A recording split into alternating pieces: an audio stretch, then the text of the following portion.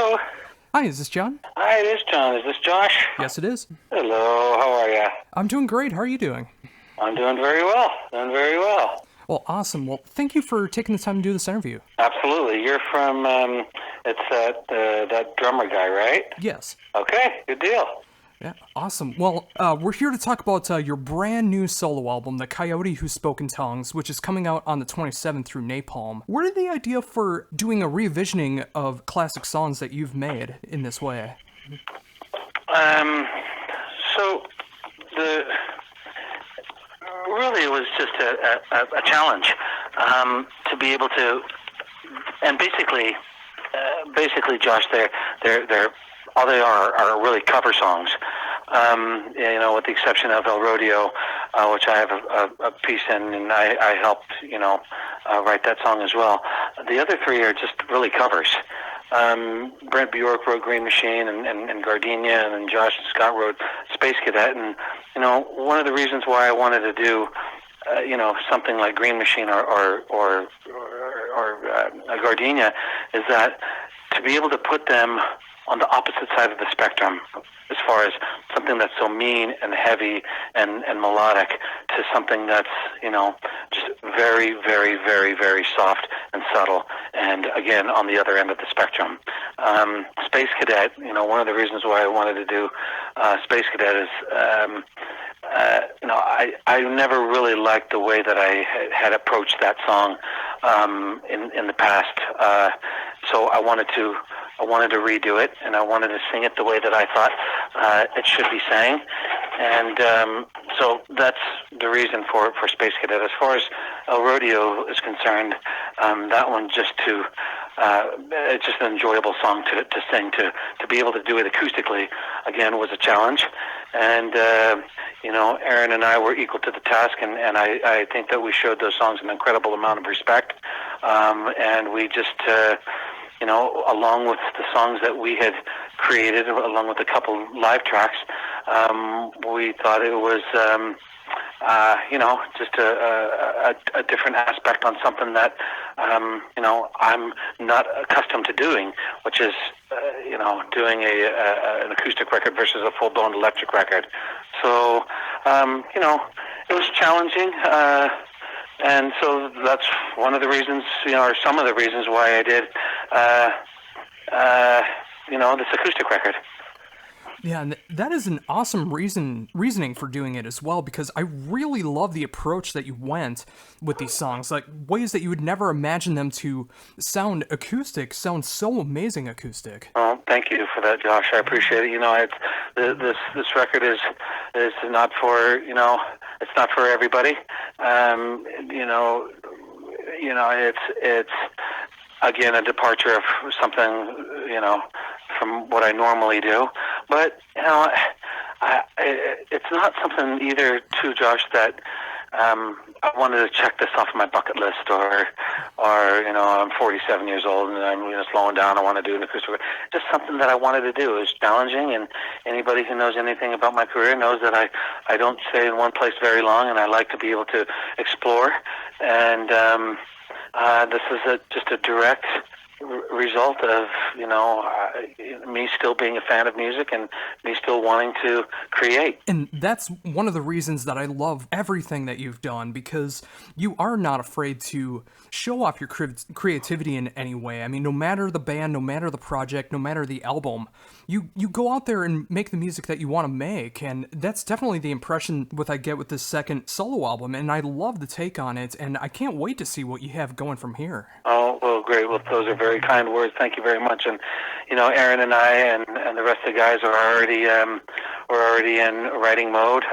We've got about more than half the record, the electric record, done, and it's just a matter of finding the time to get back in the rehearsal place and writing the last half of it. So we're very, very close, and we'd like to think that we can go in the studio this summer and hopefully have it out by the end of this year. We'll see how that all plays out. Oh, that would be awesome. I mean, the more music that I can get from you, as long as it's fresh and not forced, is something that is very welcomed for me.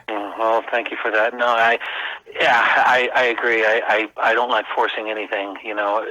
Sometimes in the studio you you have to at one point lift up your hand and say, I'm done, finger fucking this song or the record. And the record's not perfect on purpose. I say that all the time. And from the guitar string slapping on the neck to some of Aaron's breathing to some of these minor and major imperfections, it's as close as we could get to us doing it live. And that was our whole plight, all within keeping it very simple. There are 3 guitars. There was a nylon, a 6-string steel, and a 12-string steel, and that was it. And we had a bass and a little bit of percussion, and of course some keyboards by Ronnie King.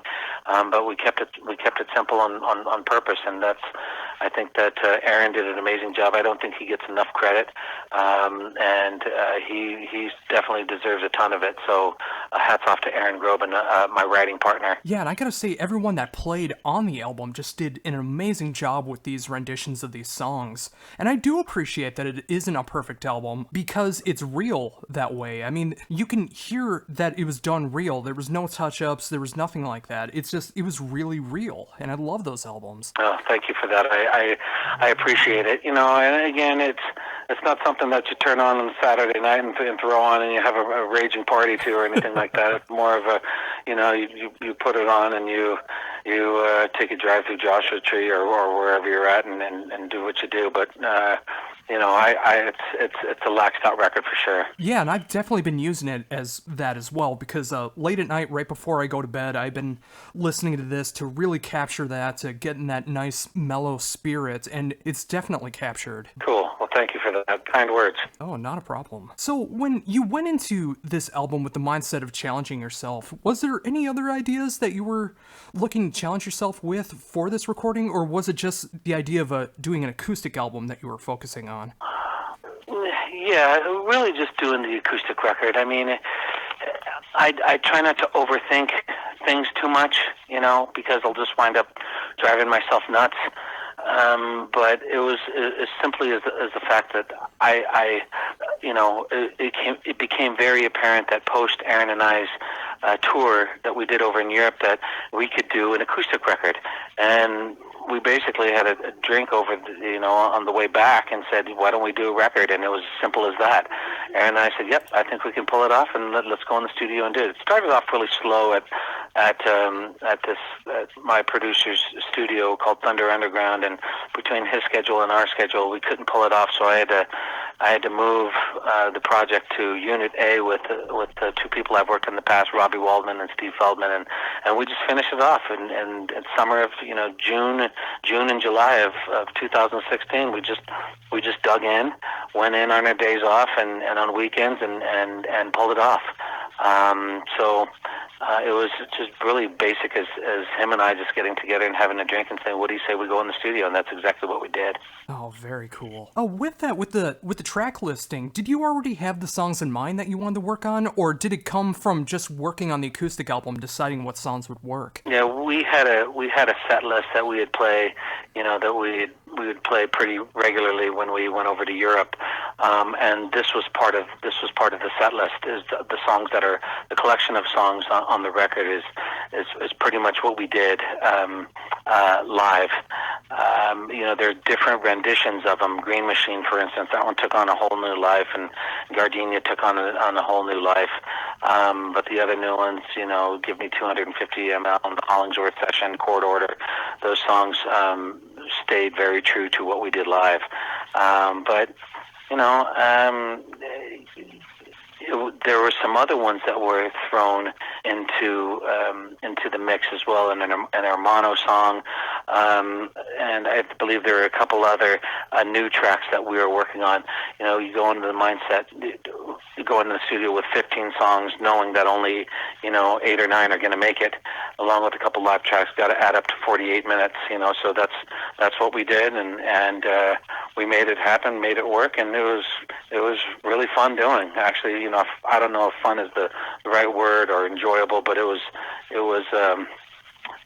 challenging because we've never done a record like this before. So it was cool. The whole process from beginning to ending, it was great. It was exhausting mentally and physically doing it, but we pulled it off. Yeah, and I'm so happy to see that too, because it's great hearing you sing songs that you've been a part of, whether it was just vocals or writing the songs or whatever the case is. I really love your take on these songs in 2017 and, well, in 2016 when it was recorded, but hearing them in 2017 is just a great feeling. Cool. Awesome. Yeah, it was, again, I try not to overanalyze anything too much, and there was a mindset of really trying to keeping it simple, and letting the song breathe and not filling it up, some of the songs with vocals. Letting this verse breathe. Don't come in too early. Let the ending solo, breathe. Just when you think it's going to end, it's not going to end. And I like letting the music speak for itself. And Aaron again did a great job. So, what would you say that you learned most from doing this acoustic album? Well, I learned that I like doing it more than I thought. As a matter of fact, it's something that I want to continue to do. One, it's very easy on me, especially touring wise. I love the intimacy of it. There's nothing to hide behind. And the challenge is always there, because when you're sitting with just a microphone in front of you and one acoustic guitar and you're live, there's no drums, there's no electric guitar, there's no bass. It's just one and one. So the talent that you have to be able to sing these songs, and you have to do them live. The talent that I have with Aaron Groban, he's great. So to be able to sing with somebody like that and share the stage with him, it's great, and it's something that I appreciate. But I learned that I like doing it more than I thought I was going to do. Although it was challenging, I find I'm going to be doing this a long time. I'm trying to do I'm going to go back over to Europe come April. Him and I are going to do another tour over there, and then I'm going to, hopefully in the January of next year, we're going to bring it down to Australia.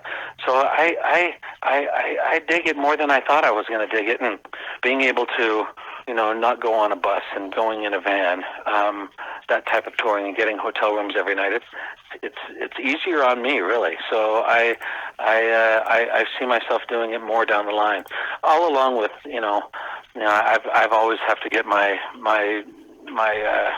electric kick. I've got to get my electric fix, so I don't see me departing far away from that part of it at all. It's just a new chapter of my life that I want to explore. And with that, are you envisioning any other songs that you haven't tried acoustic yet that you think might work? Just new ones. Just new ones that Aaron and I are working on. We're in the creative juncture of getting more songs down and being able to pull them off live. But I find you never know. Aaron might bring something to the table. I might listen to an old song that we could try, but it's wide open and purposely left wide open. So I kind of leave that door open. Oh, very cool. So with this newfound appreciation of doing the acoustic music, has that affected anything at all when it comes to writing the electric music, or do you still have that same spirit for writing electric as well? Same spirit. Aaron and I were in there not this past Sunday, and we missed the guys. We text them saying we all need to get in here, but everybody's schedules, it's tough because everybody has family and full-time jobs and stuff like that. So it's really rough having the moons be able to align to get everybody in there. But we miss it, and we got some new equipment that we want to try out, and some different versions of some of these songs. Some of these songs, like Kylie Tiella and Give Me 250 ml and Court Order and the Hollingsworth Session. These songs we're going to be able to pull them off electrically as well. So Josh, and they sound really good with a full band involved. So I think some of these pieces we're going to be hearing electrically as well later on down the line. Oh, very cool. Yeah, I mean, with those new songs that are on the new album, I definitely would love to hear an electric take on them, because I love being able to compare an acoustic version to a full-blown electric version and hear all the different nuances that go in between them. Yeah, we're planning to do exactly that. So I've heard them, and they sound really powerful. So Mike and Greg do an amazing job, and again, look forward to getting in the room with these guys. Oh, very much so. So, with writing for the new album, I mean, are you, is it still in the same vein of what you've been doing, say, with the last solo album, or is it going to be going into a different venture, or is there anything that far out yet?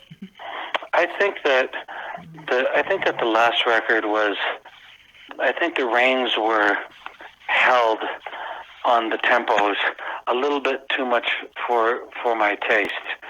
Looking back, 2020 is always hindsight, but I see this electric record going in a tempo-wise much quicker and a much faster direction. And I think that the guys support me on that. So I just hear it to be faster and intensely electrified. Oh, very cool. Yeah, I mean, that's what I love a part of all the different bands and projects and albums that you've been a part of is that variety. And it's great that you can go from doing a very mellow acoustic album to doing an upcoming album that has more tempo variation and faster songs. It's great to see that creativity in the mindset. Well, I appreciate those kind words, Josh. It's weird talking about it, to journalists such as yourself. I don't think about it that hard. It's just something that I really still love to do, and my family allows me to do it. So to sit down and kind of, talk about, these things and having a journalist like yourself evoke some ways of this record in ways that I never would have thought of really thinking about it and evoking these things. It's just something that that it comes natural to Aaron. It comes natural to me when we find the time, when we have the time to do some of these things. But we're still just fans, and that's that couldn't be that's just the truth. And I think we're normal guys with extraordinary with an extraordinary job, and it's simply what it is, and we're very lucky and we're very blessed to